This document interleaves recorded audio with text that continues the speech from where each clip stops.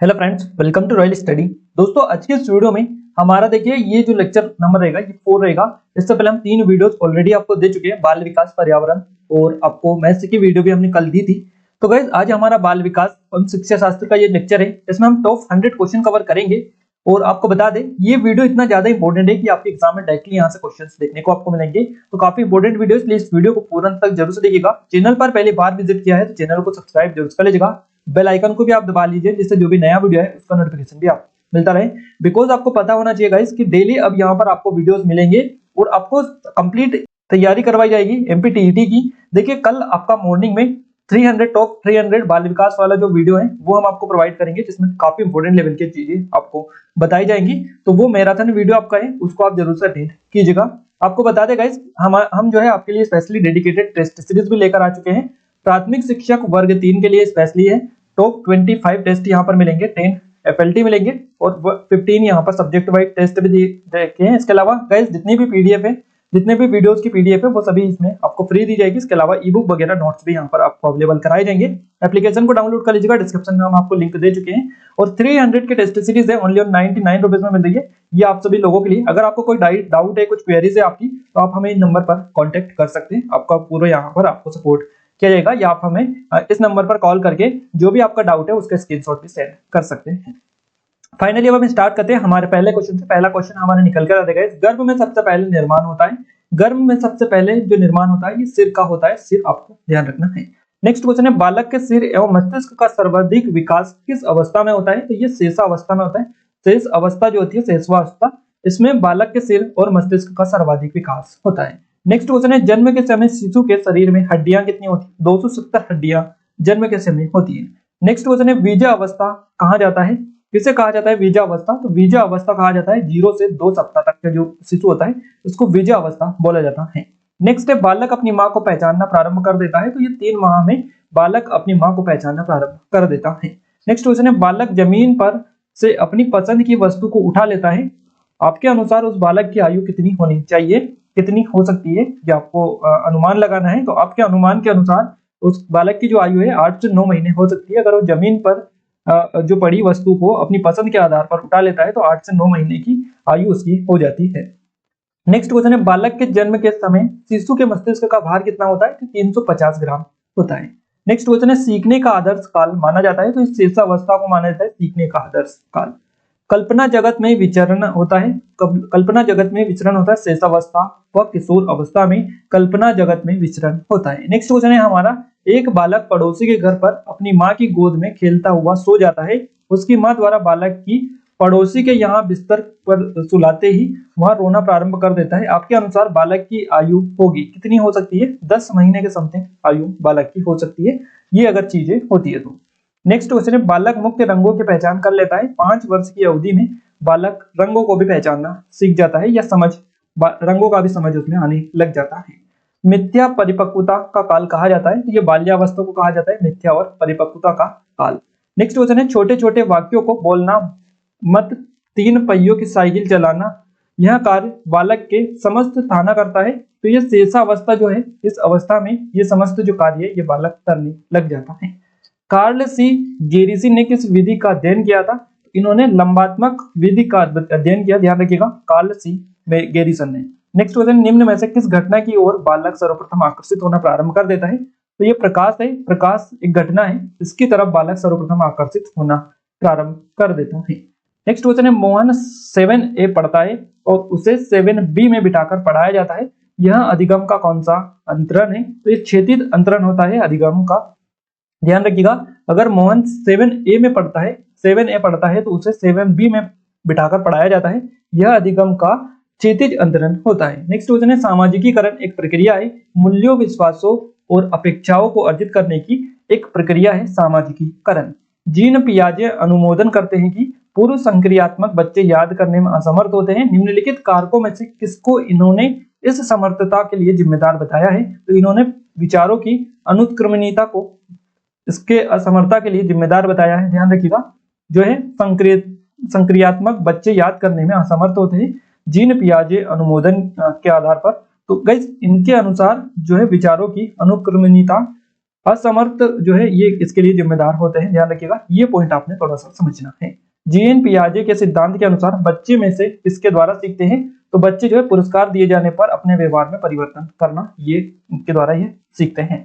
जब पूर्व प्राप्त अनुभव नवीन समस्याओं को हल करने में सहायक होता है तो कहलाता है। इसको एक पक्षीय स्थानांतरण, धनात्मक स्थानांतरण और ऋणात्मक स्थानांतरण बोला जाता है। नेक्स्ट क्वेश्चन है, कक्षा कक्ष अधिगम के लिए कौन सी विधि का प्रयोग किया जाता है, तो वाद विवाद विधि, प्रयत्न विधि और अवलोकन विधि, इन तीन विधियों का अध्ययन किया जाता है कक्षा कक्ष अधिगम के लिए।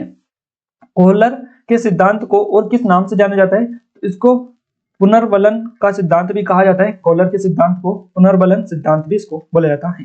थॉर्नडाइक मनोवैज्ञानिक है, तो ये अमेरिका के मनोवैज्ञानिक है, थॉर्नडाइक नाम इनका याद रखिएगा। रीना कक्षा 2 की छात्रा है, उसे अध्यापिका ने डंडे से पीटा। अगले दिन वह अध्यापिका के हाथ में डंडा देखकर और रोना प्रारंभ कर देती है। अधिगम का अंतरण है आपको बताना है, द्विपार्श्विक अंतरण ये होता है अधिगम का।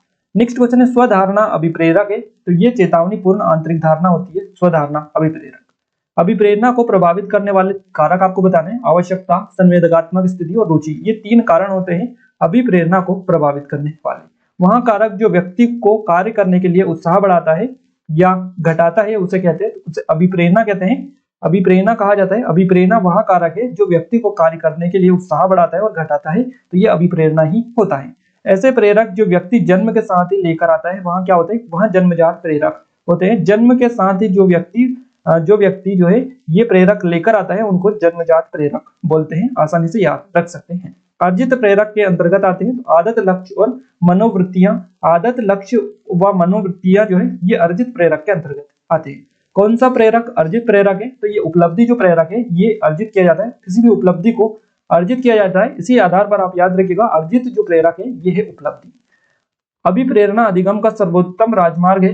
अभिप्रेरणा के बारे में यहाँ कथन किसका है, तो यह स्किनर का कथन है कि अभिप्रेरणा अधिगम का सर्वोत्तम राजमार्ग है।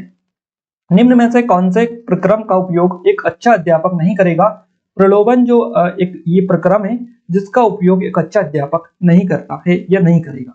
मूल प्रवृत्तियां अभिप्रेरणा सिद्धांत के प्रवर्तक माने जाते हैं, तो मैकडूगल माने जाते हैं, ध्यान रखिएगा इनका नाम मैकडूगल, ये मूल प्रवृत्ति अभिप्रेरणा सिद्धांत के प्रवर्तक माने जाते हैं। मोटिवेशन शब्द की उत्पत्ति किस भाषा के शब्द से हुई है, तो लैटिन भाषा का शब्द है मोटिवेशन, इसी भाषा के शब्द से इसकी उत्पत्ति हुई है। ऐसा कौन सा अभिप्रेरणा का सिद्धांत है जो कि संकल्प शक्ति पर बल देता है, तो ये ऐच्छिक सिद्धांत होता है, ऐच्छिक सिद्धांत जो कि आपका अभिप्रेरणा का सिद्धांत है और ये संकल्प शक्ति पर बल देता है। किस विद्वान के अनुसार प्रेरकों का वर्गीकरण जन्मजात अर्जित है, मैस्लो है ये, मैस्लो, और इनके अनुसार प्रेरकों का वर्गीकरण जन्मजात अर्जित है। मैस्लो के अतिरिक्त किन विद्वानों ने प्रेरकों का वर्गीकरण किया, तो गैरेट और थॉमसन, इसके अलावा मैस्लो, इन तीनों ने विद्वान है, इन्होंने जो है किसका प्रेरकों का वर्गीकरण किया है। ध्यान रखिएगा आपको ऑप्शन मिल सकता है कि निम्न में से प्रेरकों का वर्गीकरण किन विद्वानों ने किया, आपको 3 ये दे देंगे और एक ऑप्शन दे देंगे उपरोक्त सभी, तो इस हिसाब से भी क्वेश्चंस आपके बन सकते हैं। समावेशी शिक्षा के पीछे मूल आधार क्या है, भाई समावेशी शिक्षा के पीछे मूल आधार होता है समाज में विभिन्नता है और विद्यालयों की विभिन्नता के प्रति संवेदनशील होने के लिए समावेशी होने की आवश्यकता होती है। एक और चीज हम आपको बता देगा, ये जो है यहाँ पर हम आई थिंक आप सभी की स्टडी अच्छे से हो गई होगी, यहाँ पर हम रिवीजन कर रहे हैं इस वीडियो में, और अगर आप चाहते हैं कि आपको टेस्ट भी आप लगा लें ताकि आपको पता चल जाए और आपको थोड़ा सा हैबिट भी बन जाए टेस्ट लगाने की, ताकि आपको एग्जाम में नया नया ना लगे अगर आप एग्जाम देने जाएं तो उसके लिए हमने टेस्ट सीरीज लॉन्च की है। एक डेमो टेस्ट लॉन्च किया है हमने, डेमो टेस्ट वहां पर डाल दिया है जो कि फ्री ऑफ कॉस्ट आप उसको अटेम्प्ट कर सकते हैं, जिसमें 150 क्वेश्चन रहेंगे, 2.5 घंटे का टाइम रहेगा, जिसमें सभी सब्जेक्ट हमने डाले हैं, बाल विकास, मनोवैज्ञानिक वगैरह सभी, जो पर्यावरण और आपकी हिंदी आती है, हिंदी, इंग्लिश और मैथ्स, क्लियर है, सभी सब्जेक्ट डाले। 30 नंबर के 5 सब्जेक्ट उसमें है, वो आप लगा लीजिएगा आपके एग्जाम के लिए, तो उसमें आपको काफी हेल्प मिलेगी और उससे आप अपना स्कोर भी जान सकते हैं, कितना स्कोर आप अर्जित कर सकते हैं। और उसके बाद में अगर आप और भी टेस्ट सीरीज लगाना चाहें तो आप परचेज कर सकते हैं, और 99 रुपीज की टेस्ट सीरीज मिल रही है जो कि 300 रुपए की है, बट हमने आपके लिए स्पेशली डिस्काउंट करके 99 में इसको कर दिया है। इसकी लिंक हम डिस्क्रिप्शन में दे चुके हैं, अगर आप चाहते हैं तो उसका डेमो चेकआउट करने के बाद में परचेज कर सकते हैं। वहां पर इस वीडियो की सभी की पीडीएफ भी आपको प्रोवाइड की जाती है। नेक्स्ट क्वेश्चन है, एक बालक अपने विचारों एवं भावनाओं को प्रकट नहीं करता है, वहां किस श्रेणी में रखा जाएगा, वहां दमित श्रेणी में रखा जाता है। जब वह बालक विचारों और भावनाओं को प्रकट नहीं कर पाता है तो वहां दमित श्रेणी में रखा जाता है। स्वस्थ शरीर में ही स्वस्थ मस्तिष्क का निर्माण ही शिक्षा है। यह कथन किसका है? तो ये अरस्तु ने कहा है कि स्वस्थ शरीर में ही स्वच्छ मस्तिष्क का निर्माण ही शिक्षा है। यह कथन अरस्तु के द्वारा कहा गया है। आक्रामक बालकों की आक्रामकता को कम करने हेतु आप विद्यालय स्तर पर सर्वोच्च क्षेत्र उपाय क्या करेंगे? बालक की शक्ति का सदुपयोग आप इसमें करते हैं। निम्नलिखित पद्धति व्यक्तिगत भेद को ध्यान में नहीं रखकर शिक्षा में प्रयुक्त की जाती है, तो ये व्याख्यान पद्धति होती है। व्यक्तिगत भेद पाए जाते हैं बुद्धि स्तर में, योग्यता में, अभिवृद्धि में ये पाए जाते हैं। कौन सा व्यक्तिगत भिन्नताओं का कारण नहीं है? निर्देशन होता है, व्यक्तिगत भिन्नताओं का कारण नहीं होता है। बालकों में प्रभावी अधिगम हेतु निम्नलिखित में से कौन सा विकल्प सबसे कम महत्व है? तो अधिगम का दार्शनिक आधार ये सबसे कम महत्व होता है। निःशक्त बच्चों के लिए समेकित शिक्षा की केंद्रीय प्रायोजित योजना का उद्देश्य रिक्त स्थान में निःशक्त बच्चों को शैक्षणिक अवसर उपलब्ध कराना होता है। तो नियमित विद्यालय आपका यहाँ से रिक्त स्थान की पूर्ति हो जाएगी, ये आपका यहाँ पर आएगा। तो हमारा सेंटेंस बन जाएगा, पूरा जो आंसर बनेगा वो बनेगा निःशक्त बच्चों के लिए समेकित शिक्षा की केंद्रीय प्रायोजित योजना का उद्देश्य नियमित विद्यालयों में निःशक्त बच्चों को शैक्षणिक अवसर कराना है। विशेष रूप से जरूरतमंद बच्चों की शिक्षा का प्रबंध होना चाहिए, तो दूसरे सामान्य बच्चों के साथ में इनका जो है प्रबंध होना चाहिए। निम्नलिखित में से कौन सा विकल्प उपलब्धि में व्यक्तिगत भिन्नता का प्रतीक है? तो ये पूर्व अनुभवों में विभिन्नता ये इसका जो कि प्रतीक होता है। शिक्षा मनोवैज्ञानिक में जिन बालकों के व्यवहार का अध्ययन किया जाता है वे कौन कौन से? समस्यात्मक बालक, कम गति में सीखने वाले बालक और मंद बुद्धि वाले बालक।